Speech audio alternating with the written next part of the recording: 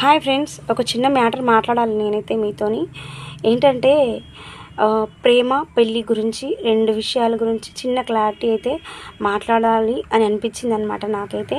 అందుకే ఈ చిన్న వీడియో. ప్లీజ్ అండి, అందరూ సబ్స్క్రైబ్ చేసుకోండి. నా వీడియోస్ మీకు నచ్చితే సబ్స్క్రైబ్ చేసుకోండి, లైక్ ఇవ్వండి. ఖచ్చితంగా ప్లీజ్ సపోర్ట్ చేయండి.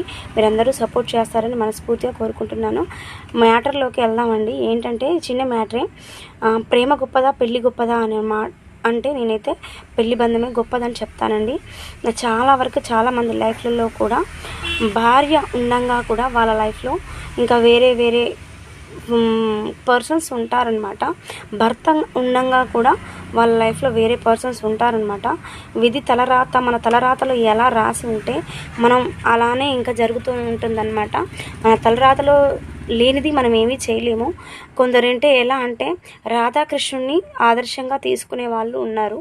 చాలా వరకు వాళ్ళ లవ్ అంత ట్రూ అయితే బాగుంటుందండి. కాకపోతే రాధాకృష్ణుని వాళ్ళు తీసుకొని ఇంకా వాళ్ళు ఏదో వల్గర్గా, కాకపోతే అలా చేయడం తప్పు కూడా, నాకు అసలు నచ్చదు కూడా. ఏంటంటే రాధాకృష్ణుడిది ప్యూర్ అనమాట. వాళ్ళ ప్రేమ స్వచ్ఛమైన ప్రేమ. అది అంతటి ప్రేమ ఎవరికి ఈ రోజుల్లో లేదండి.